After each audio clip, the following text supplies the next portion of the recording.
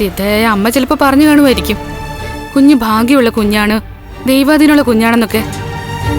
പക്ഷെ നമ്മുടെ അനാസ്ഥ കൊണ്ട് കുഞ്ഞിന് എന്തെങ്കിലും സംഭവിക്കുകയാണെങ്കിൽ ദൈവം കണ്ണടച്ചെന്ന് വരും. നന്നായെന്ന് വേണമെങ്കിൽ അഭിനയിക്കാം, പക്ഷേ സമയവും സന്ദർഭവും ഒത്തു വരുമ്പോ ഞാൻ എന്റെ തനി ഗുണം കാണിച്ചിരിക്കും. മതി മോളെ, അത് മതി. കാറ് മനഃപൂർവ്വം കേടാക്കിയിട്ട് അവൻ പുറത്തിറങ്ങിയപ്പോ ഞാൻ കരുതിയില്ല ഇനി ജീവനോടെ തന്നെ കുഞ്ഞിനെ കാണാൻ പറ്റുമെന്ന്. ആ സമയത്തൊക്കെ നിങ്ങൾ മാത്രമായിരുന്നു എൻ്റെ മനസ്സിൽ. ഞാനവനോട് കെഞ്ചുമായിരുന്നു എന്നെ ഹോസ്പിറ്റലിലേക്ക് കൊണ്ടുപോവാൻ. പക്ഷെ ആ സമയത്ത് നടന്നു വരുന്ന എന്നെ കണ്ട് അന്തം വിട്ട് നിൽക്കായിരുന്നു അവൻ. പിന്നീട് അവൻ എന്നെ പിടിച്ച് തള്ളി. താഴെ വീണും ശ്വാസം കിട്ടാതെ മരിക്കുന്ന അവസ്ഥയിലാ ദൈവദൂതനെ പോലെ മാർക്കോ വന്നത്, ലോപ്പസുമായിട്ട്. മാർക്കോയും ലോപ്പസും പിന്നെ ആ സിദ്ധയായ അമ്മയും തോമസ് സാറും ഒക്കെ ഉള്ളതുകൊണ്ടാ നമ്മളൊക്കെ ഇപ്പോഴും ജീവനോടെ ഇരിക്കുന്നത്, ഇപ്പോഴും വേർപിരിയാതിരിക്കുന്നത്. അതുകൊണ്ട് ലേഖ അനന്തവേട്ടനൊക്കെ പറയുന്നത് നിസ്സാരമായിട്ട് തള്ളണ്ട കണ്ണേട്ടാ.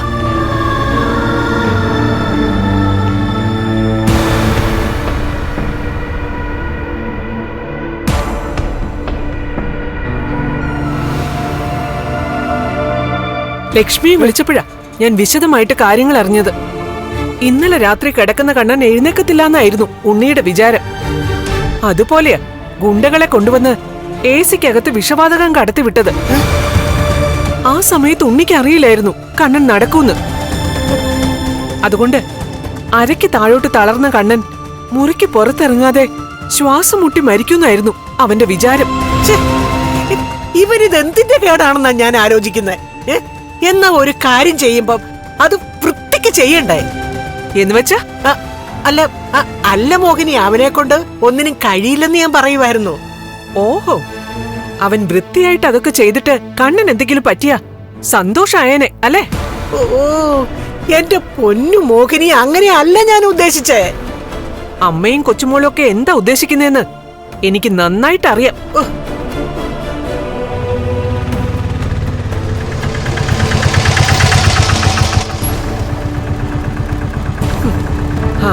ദേ വന്നൂന്ന് തോന്നുന്നു നിങ്ങളുടെ കൊച്ചുമോള്.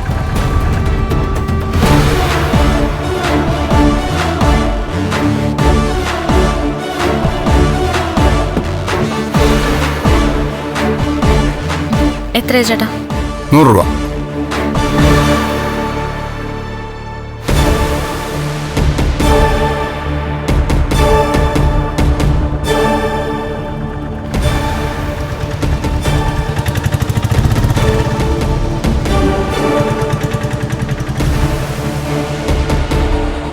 ലക്ഷ്മി എന്നോട് പറഞ്ഞു നടന്നതൊക്കെ. പ്രതാപനെ കാണാൻ പോയിട്ട് എന്തായി മോളെ? അവനെ കണ്ടോ? കണ്ടു, പറയാനുള്ളതൊക്കെ പറയുകയും ചെയ്തു. അവന് സുഖാണോ? അതോ ജയിൽ പുള്ളികളെല്ലാം കൂടി അവനെ എടുത്തിട്ട് മെതിക്കുന്നുണ്ടോ? അച്ഛന് കുഴപ്പമൊന്നുമില്ല, എന്റെ ജീവിതമാ മുങ്ങി താഴുന്നത്. നിനക്കെന്താടി കുഴപ്പം? എനിക്ക് കുഴപ്പമേ ഉള്ളൂ. എന്റെ ജീവിതത്തിൽ നല്ലതൊന്നും സംഭവിക്കുന്നില്ല. ശരിക്കും പറഞ്ഞ നരകത്തിലാ ഞാനിപ്പോ ജീവിക്കുന്നത്. നമ്മുടെ ജീവിതം നരകവും സ്വർഗവും ഒക്കെ ആക്കുന്നത് നമ്മള് തന്നെയാ. നിനക്ക് വേണമെങ്കിൽ മറ്റാരെയും കാൾ നന്നായി ജീവിക്കാം, സന്തോഷത്തോടെ സുഖത്തോടെ. കണ്ണനും ലക്ഷ്മിയും നിനക്ക് എന്തു വേണമെങ്കിലും ചെയ്തും തരും. പക്ഷേ അവരുടെ വിശ്വാസം പിടിച്ചു പറ്റാൻ നീ ശ്രമിക്കുന്നില്ല. എനിക്ക് ആരുടെയും വിശ്വാസം പിടിച്ചു പറ്റണ്ട. എങ്ങനെങ്കിലും ഒന്ന് ചത്താ മതി, ഈ നരകത്തിൽ നിന്ന് പോയി കിട്ടിയാ മതി. അതിന്റെ ഇടയ്ക്ക് ഒട്ടും പ്രതീക്ഷിക്കാത്ത നേരത്ത് കഴിവുകെട്ട ഒരുത്തന്റെ കുഞ്ഞും എന്റെ വയറ്റി വന്ന് പറന്നു. അല്ലെങ്കിൽ ഇപ്പൊ ഞാൻ സ്ഥിരമായിട്ട് മുത്തശ്ശിയുടെ കൂടെ വന്നേനെ. ഞാനങ്ങ് പോയാ അമ്മയ്ക്കും അമ്മയുടെ മൂത്ത മോൾക്കും സന്തോഷാവുമല്ലോ. അതിനു വേണ്ടി പ്രാർത്ഥിക്ക്. മോളെ,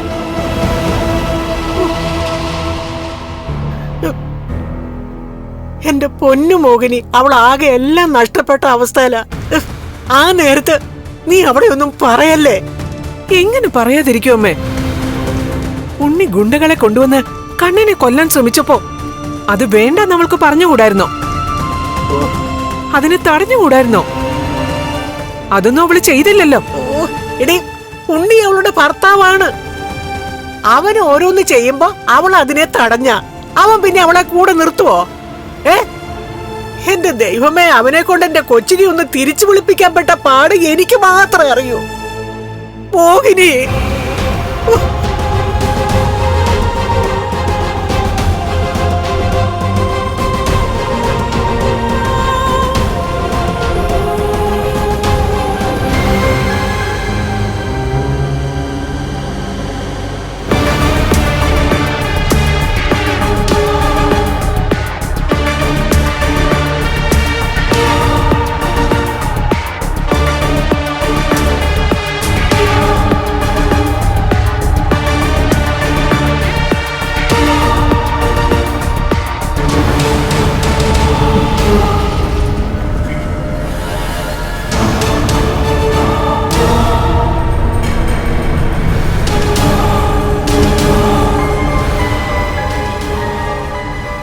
എന്റെ മക്കളെ, എല്ലാം ഇട്ടെറിഞ്ഞിട്ട് വരാൻ എളുപ്പമാ, ഒന്നിച്ചു പോകാനാണ് പാട്.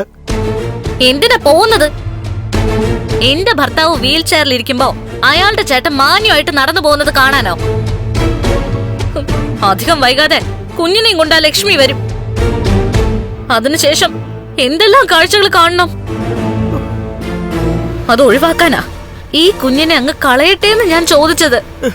അല്ല മോളെ, ഇപ്പൊ ദുർഗ മാറി. അതുപോലെ തന്നെ മോളും മാറിയതായിട്ട് അങ്ങ് അഭിനയിക്കണം.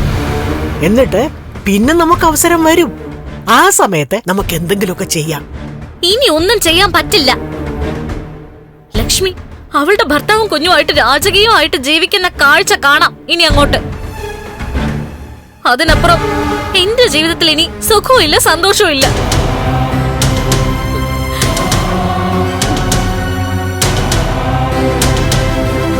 മോളെ, ഒരു ദുഷ്ടൻ ഉണ്ണിയുടെ കാല് തല്ലിയൊടിച്ചു. അവനിപ്പം ആ മേഘനെ പോലെ കിടക്കുക. ആ സമയത്ത് അവന്റെ ഭാര്യയായ നീ അവനെ ശുശ്രൂഷിക്കാതെ ഇങ്ങനെ മാറി നിൽക്കുന്നത് ശരിയല്ല. ഞാൻ അവനെ ശുശ്രൂഷിക്കാനാണോ അവന്റെ ഭാര്യയായിട്ട് അങ്ങോട്ട് പോയത്? അതോ അവൻ എന്നെ നന്നായിട്ട് നോക്കുന്നു കരുതിയിട്ടാണോ? മോളെ, കാര്യങ്ങളൊക്കെ മാറി മറിഞ്ഞു പോയില്ലേ? നമ്മൾ പ്രതീക്ഷിച്ച പോലെ അല്ലല്ലോ ഒന്നും സംഭവിച്ചത്. ഇനിയിപ്പൊ വിധിക്ക് കീഴടങ്ങി നമ്മുടെ സമയത്തിന് വേണ്ടി കാത്തിരിക്കുകയാണ് വേണ്ടത്. മുത്തശ്ശി ഞാനും ഒക്കെ പ്രതീക്ഷിക്കുന്ന പോലെ നമുക്ക് അങ്ങനെ ഒരു സമയം ഉണ്ടാവുമോ? എന്നെങ്കിലും ഞാൻ ആഗ്രഹിച്ച പോലൊരു ജീവിതം എനിക്ക് കിട്ടുമോ? അത് മോളെ, നമ്മള് കുറച്ചൊന്ന് മാറിയെന്ന് തോന്നിക്കഴിഞ്ഞാ കണ്ണനും ലക്ഷ്മിയും നമ്മുടെ വഴിക്ക് വരും. പിന്നെ ഉണ്ണിയും കൂടി ഒന്ന് സഹകരിച്ചു കഴിഞ്ഞാ അവനും ജോലിയിൽ തിരിച്ചു കയറാൻ പറ്റും. അതുപോലെ തന്നെ നിങ്ങൾക്ക് തരാനുള്ളതൊക്കെ കണ്ണൻ തരികയും ചെയ്യും. അത് എന്റെ ബലമായ സംശയം ദുർഗയുടെ ഇപ്പോഴത്തെ ഈ മാറ്റം അഭിനയമാണോന്നാ. എനിക്ക് അങ്ങനെ തോന്നിയിട്ടില്ല. അവരുടെ ഭർത്താവിനെ എന്റെ അച്ഛനും വാമദേവനും കൂടി കൊന്നെന്നറിഞ്ഞതോടെ അവരെല്ലാ അർത്ഥത്തിലും മറ്റൊരാളായി മാറി.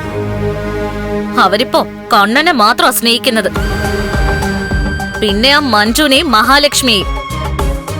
അല്ലാതെ ഉണ്ണിയേട്ടനോടോ എന്നോടോ ഒരു സ്നേഹവും ഇല്ല. എന്തായാലും കുഞ്ഞിനെ കളയുന്നതിനെ പറ്റി മോൾ ആലോചിക്കേ വേണ്ട. അങ്ങനെ പറയുക പോലും ചെയ്യരുത്. മോൾക്ക് ഒറ്റയ്ക്ക് അങ്ങോട്ട് പോകാൻ മടിയാണെങ്കിൽ മുത്തശ്ശിയും കൂടെ വരാം. എന്താ? എവിടെയും സ്വസ്ഥത ഇല്ലാതായി. ഇങ്ങോട്ട് കയറി വന്നപ്പോ തന്നെ എന്നെ പ്രസവിച്ച അമ്മ പറഞ്ഞതൊക്കെ കേട്ടില്ലേ? അവർക്ക് പണ്ടേ എന്നോട് സ്നേഹവും ഇല്ല, ഇപ്പൊ പിന്നെ ഒട്ടും ഇല്ലാതായി. എല്ലാവർക്കും ലക്ഷ്മിയെ മതി, അമ്മയ്ക്കും അമ്മായിയമ്മയ്ക്കും ഒക്കെ. പക്ഷെ മോളെ വേണമെന്ന് ആഗ്രഹിക്കുന്ന, മോളുടെ ജീവിതം സ്വർഗമാകണമെന്ന് ആഗ്രഹിക്കുന്ന ചിലരുണ്ട് മോളെ. ഈ മുത്തശ്ശിയും മോളുടെ അച്ഛനും ഒക്കെ മരിക്കുന്നതിന് മുമ്പ് അത് കാണാനുള്ള ഭാഗ്യം എനിക്കുണ്ടാവും. മോള് മനസ്സിനെ ഒന്ന് നിയന്ത്രിച്ച് പിടിച്ചു നിന്നാൽ മാത്രം മതി.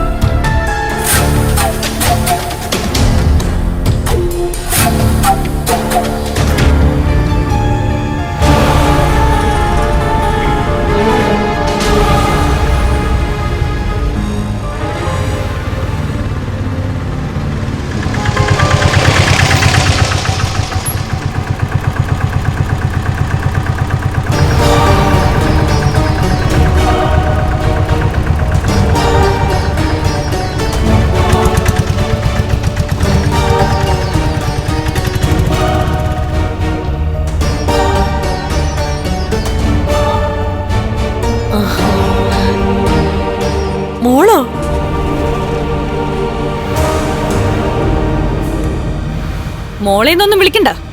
വീണ്ടും കണ്ണേട്ടിനെ ശ്വാസം മുട്ടിച്ച് കൊല്ലാൻ നോക്കിയല്ലേ 3 എണ്ണം കൂടി. മോളെ ഞാനതിൽ പങ്കാളിയല്ല. ഒരിക്കലും അല്ല, നിങ്ങളും അതിൽ പങ്കാളിയാ. എന്റെ അമ്മയെ എനിക്കറിയാതെയാണോ? കണ്ണേട്ടിന് ഇഷ്ടപ്പെട്ട ഭക്ഷണമൊക്കെ വിളമ്പി കൊടുത്തിട്ട് അതിനകത്ത് വിഷം കലർത്തിയില്ല. പകരം ഏസിക്കകത്ത് വിഷവാതകം കയറ്റി വിട്ടു. അയ്യോ, അത് ഉണ്ണിയാ മോളെ. മകൻ അങ്ങനെ ചെയ്തെങ്കിലേ അത് അമ്മയുടെ അറിവോടെ ആയിരിക്കും. 3 ആളും കൂടി അതിവിദഗ്ധമായിട്ട് കണ്ണേട്ടിനെ തീർക്കാനാ നോക്കിയത്. മോളെ, എന്നെ അതിൽ പ്രതിയാക്കല്ലേ മോളെ. ദേ, കണ്ണന് പോലും എന്റെ ഭാഗത്തെ ന്യായം മനസ്സിലായി. അതെ, കണ്ണേട്ടിനും ഏട്ടത്തിക്കും ഒക്കെ നിങ്ങളുടെ ഭാഗത്തെ ന്യായം പെട്ടെന്ന് മനസ്സിലാവും. അങ്ങനെയാണല്ലോ ഇത്രയും കാലവും അവരെ 2 ആളെയും നിങ്ങൾ എല്ലാരും കൂടെ ദ്രോഹിച്ചോണ്ടിരുന്നത്. എന്നിട്ട് എനിക്ക് പലഹാരമായിട്ട് വരുന്നു, എന്നെ കാണാൻ വരുന്നു. ശത്രുക്കളെല്ലാം കൊന്നൊടുക്കിയിട്ടെ എന്ത് നേടാന്ന നിങ്ങളുടെയൊക്കെ വിചാരം? ഇപ്പൊ 2 എണ്ണം ജയിലിൽ കിടക്കുന്നില്ലേ? അതിനപ്പുറം ഒന്നും ഉണ്ടാവാൻ പോകുന്നില്ല. കണ്ണേട്ടനോ ഏട്ടത്തിക്കോ അവരുടെ കുഞ്ഞിനോ എന്തെങ്കിലും ആപത്തുണ്ടായ ഇപ്പൊ ചോദിക്കാനും പറയാനുമേ ആൾക്കാരുണ്ട്, ഒരുപാട് ആൾക്കാര്. എവിടെ എന്റെ ഏട്ടനെന്ന് പറയുന്നവൻ? മുകളിലുണ്ട്. അവന്റെ കാല് തല്ലി ഒടിച്ചല്ലോ മാർക്കോ. ആ മാർക്കോയും ലോപ്പസും ഒക്കെ ഏട്ടനെ ഏട്ടത്തിയൊക്കെ ജീവനായിട്ട് കരുതുന്നവരാ. അതുകൊണ്ട് അവരെ ആരെ കൊല്ലാൻ നോക്കിയാലും ഇന്ന് മുകളിൽ കിടക്കുന്നവന്റെ കാല് തല്ലി ഒടിച്ചവര് നാളെ അവന്റെ കഴുത്ത് കണ്ടിക്കും. അല്ലാതെ ഏട്ടനെ ഏട്ടത്തെയും അവരുടെ കുഞ്ഞിനെയും എന്തെങ്കിലും ചെയ്തിട്ട് സുഖമായിട്ട് ജീവിക്കാന്നേ ആരും കരുതണ്ട. നിങ്ങളും നിങ്ങളുടെ മോനും മരുമോളും ഒക്കെ വീട്ടിനകത്ത് രാത്രി സുഖമായിട്ട് കിടന്ന് ഉറങ്ങുമ്പോഴായിരിക്കും ഈ വീടിനെ മാർക്കോയും ലോപ്പസും കൂടെ തീയിടുന്നത്. അതുകൊണ്ട് ഞാൻ നന്നായി നന്നായി എന്ന് വിളിച്ചു കൂവിക്കൊണ്ട് നടന്നാ മാത്രം പോരാ.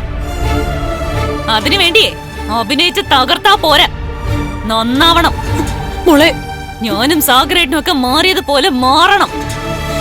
ഞാനിനി എന്താ നിന്നോട് പറയേണ്ടത്? ഒന്നും പറയണ്ട. 3 നേരം ഭക്ഷണം കഴിച്ച് ഇതിനകത്ത് സുഖിച്ച് കിടന്നുറങ്ങാൻ വേണ്ടിട്ടാ അമ്മ മാറിയെന്നൊക്കെ പറഞ്ഞ് അഭിനയിക്കുന്നെ. കണ്ണേട്ടൻ ചെലവിന് തരാതായ മുണ്ട് മുറുക്കി കൊടുത്ത് ജീവിക്കേണ്ടി വരുന്നേ നിങ്ങൾക്ക് നന്നായിട്ടറിയാം.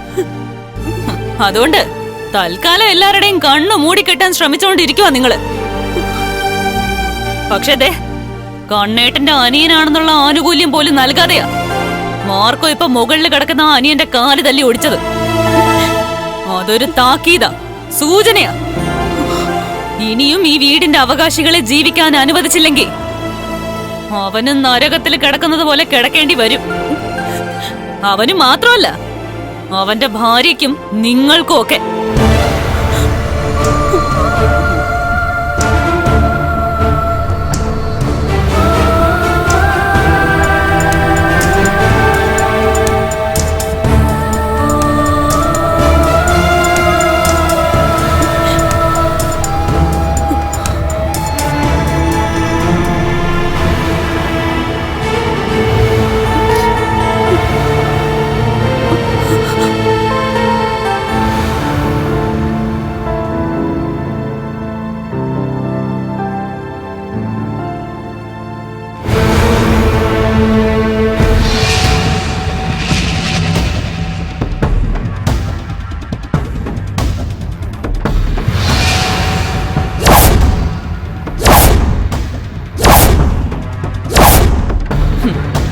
എന്തായാലും കൊള്ളാം നിന്റെ ഈ കിടപ്പ്. എന്നെക്കാളും 2 വയസ്സ് മൂത്തതാണെങ്കിലും നിന്നെ ഇനി ഏട്ടാന്നൊന്നും ഞാൻ വിളിക്കില്ല. നീ രാക്ഷസനാടാ, രാക്ഷസൻ. വാമദേവനെയും പ്രതാപനെയും പോലെ നീയും സ്വത്തിനു വേണ്ടി കൂടപ്പിറപ്പുകളെ കൊല്ലാൻ ആഗ്രഹിക്കുന്നവനാ. സ്വന്തം അച്ഛനെ കൊല്ലിച്ചവനും കൊന്നവനും ഒക്കെ കൂടെ പിടിച്ച് കൂട്ടു നിന്നിട്ട് നിരപരാധികളെ കൊന്നൊടുക്കാനല്ലേടാ നീ നോക്കുന്നേ.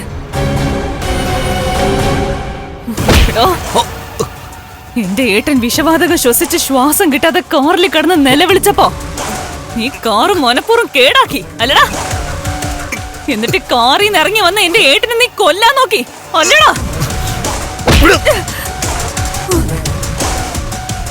അതുകൊണ്ട് ഇപ്പൊ എന്താടാ കണ്ണേട്ടൻ നടക്കുന്നത് നീ കണ്ടില്ലേ? നിന്റെ ഭാര്യയും നിന്റെ അമ്മയും കണ്ടില്ലേ? ഇപ്പൊ കാലൊടിഞ്ഞത് ആരുടെയാടാ? അരക്ക് കീഴ്പോട്ട് തളർന്നതാരുടെയാടാ? സാധാരണ ഹോസ്പിറ്റലില് കാലൊടിഞ്ഞവർക്ക് സർജറി നടത്തും ഡോക്ടർമാര്, കാല് മരവിപ്പിച്ചിട്ട്. ഇത് അങ്ങനെയൊന്നും ചെയ്യാതെയല്ലേ മാർക്കോ നിന്റെ കാല് തല്ലി ഒടിച്ചത്? ആ സമയത്ത് നീ വേദന കൊണ്ട് പൊളഞ്ഞില്ലേടാ? ആ വേദന ഉണ്ടല്ലോ ഒരു സൂചനയാ. അത് നിന്റെ അമ്മയോട് ഞാൻ പറഞ്ഞിട്ടുണ്ട്. ഇതുകൊണ്ട് നീ പഠിച്ചില്ലെങ്കിൽ മേഘനെ തളർത്തി കിടത്തിയതുപോലെ നിന്നെയും തളർത്തി കിടത്തോടാ. മാർക്കോയും ലോപ്പസും കൂടി ജീവിച്ചിരിക്കുമ്പോ തന്നെ നിന്നെ നരകം കാണിക്കും. പുഴു അരിച്ച് ചാവാതിരിക്കണമെങ്കിലേ മര്യാദക്ക് ജീവിക്കാൻ നോക്കടാ. നീ നിന്റെ പാടോക്കി പോടി. ഞാൻ എങ്ങനെ ജീവിക്കണമെന്ന് ഞാൻ തീരുമാനിക്കും. ഈ കിടപ്പിലും നിന്റെ സ്വഭാവത്തിലും മാറ്റമൊന്നും ഇല്ലല്ലോടാ. അമ്മായിയച്ഛന്റെ സ്വത്തും പണവും കിട്ടുമെന്ന് കരുതിയിട്ടാണല്ലോ നീ വീണ്ടും ഒരുത്തി ഇങ്ങോട്ട് വിളിച്ചോണ്ട് വന്നത്. കേസ് നടത്തി നടത്തി അവ മുടിയും അവളുടെ അച്ഛൻ. പിന്നെ നിനക്ക് കാലണയുടെ പൈസ കിട്ടാൻ പോകുന്നില്ല. നിന്റെ കല്യാണത്തിനെ നിനക്ക് 150 പവൻ സ്വർണ്ണ സ്ത്രീധനം തന്നിട്ടുണ്ട്. അതൂടെ വിറ്റ് കേസ് നടത്താതിരുന്ന നിന്റെ ഭാഗ്യം. എനിക്ക് തന്ന സ്വർണത്തിൽ ആരും കൈവയ്ക്കാൻ പോകുന്നില്ല. എനിക്കറിയാം, നീ സ്നേഹിച്ചത് അതിനെയൊക്കെയാണല്ലോ. അതിനുവേണ്ടിയാണല്ലോ കണ്ണേട്ടിനെ നീ വീണ്ടും കൊല്ലാൻ നോക്കിയത്. നീ എന്താടാ കരുതിയത്? കണ്ണേട്ടിനെ കൊന്നിട്ട് ആ കൊലപാതകം വഴിതിരിച്ച് വിടാന്നോ? ഒരു സംശയവും തോന്നാതെ എന്റെ അച്ഛനെ കൊന്നിട്ട് വർഷങ്ങൾക്ക് ശേഷം അതിന്റെ പ്രതികളൊക്കെ പുറത്തു വന്നില്ലേടാ?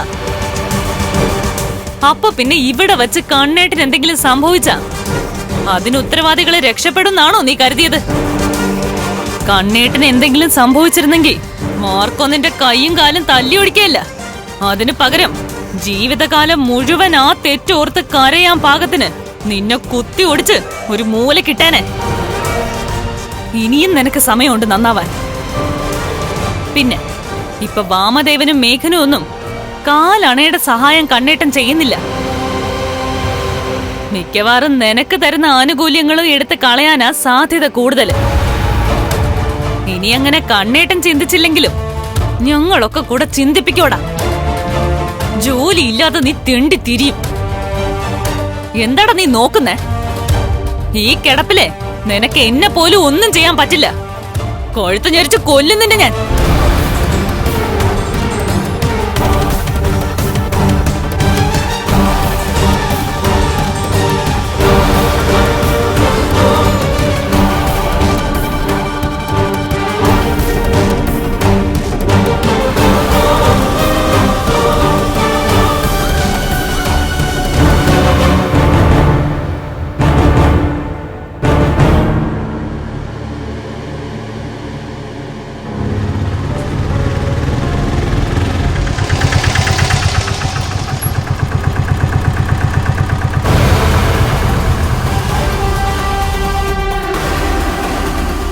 എത്രയാ ചേട്ടാ?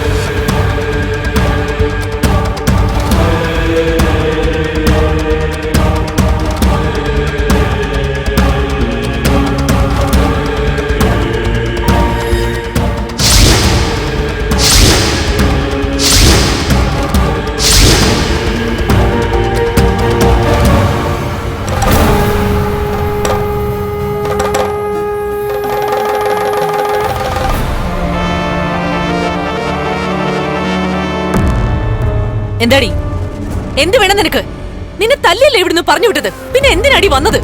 അമ്മ, ഉണ്ണിയേട്ടൻ ഓരോന്ന് ചെയ്തതിന് ഞാൻ സാക്ഷിയായിട്ട് നിന്നൂന്നല്ലാതെ ഒന്നും ചെയ്തില്ലല്ലോ.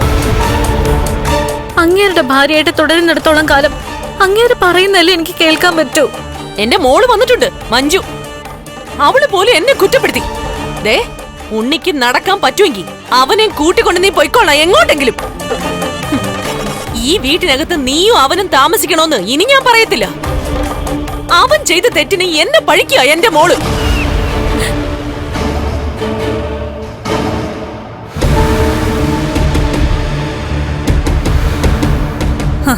എത്തിയോ?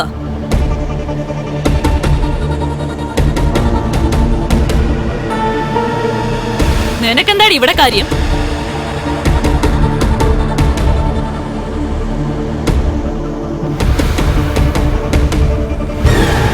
നിങ്ങൾ തെറ്റൊന്നും ചെയ്തിട്ടില്ലെന്ന് പറഞ്ഞിട്ട് മരുമോളെ വിളിച്ചു വരുത്തിയിരിക്കുകയാണോ? ഓളെ ഞാൻ വിളിച്ചു വരുത്തിയതൊന്നും അല്ല. ദൈവളുടെ കരണത്ത് നോക്ക്, ഇപ്പോഴും തല്ലിന്റെ പാട് പോയിട്ടില്ല. നിങ്ങൾ നിങ്ങളെ വെളുപ്പിക്കാൻ വേണ്ടിട്ട് ഇങ്ങനെ പലതും പറയും. മകനെയും മരുമോളെയും തല്ലും സ്വയം ന്യായീകരിക്കാൻ വേണ്ടിയിട്ട്. പക്ഷേ നിങ്ങളുടെയൊക്കെ മനസ്സിനകത്ത് എന്താണെന്നേ എല്ലാവർക്കും അറിയാം. പറയുന്നത് കേട്ടില്ലടി, നീയും മുകളിൽ കിടക്കുന്നവനുമാ എനിക്ക് ഈ പേരുദോഷം മുഴുവൻ ഉണ്ടാക്കി തരുന്നത്. മോളെ, മോളുടെ അച്ഛൻ മരിച്ചത് എങ്ങനെയാണെന്ന് അറിഞ്ഞ ശേഷമേ ഇവളുടെ വയറ്റിലൊരു കുഞ്ഞുണ്ടായിട്ട് പോലും ഇവളെ ഞാൻ സ്നേഹിച്ചിട്ടില്ല. ഇവളെ വിളിച്ചുകൊണ്ട് വന്ന ഉണ്ണിയോടും എനിക്ക് സ്നേഹമില്ല. കണ്ണന് ഞാനൊരു അമ്മയുടെ സ്നേഹവും വാത്സല്യവും ഉള്ളിൽ വെച്ചിട്ടാ ഓരോന്ന് വെച്ച് വിളമ്പി കൊടുക്കുന്നത്. സ്വന്തം നിലനിൽപ്പിനായിട്ട് നിങ്ങൾ ഇതല്ല ഇതിനപ്പുറവും സംസാരിക്കും. അമ്മയ്ക്ക് അല്പമെങ്കിലും ആത്മാർത്ഥത ഉണ്ടെങ്കിൽ ഇവൾ ഇനി ഈ വീടിനകത്ത് കയറാൻ പാടില്ല.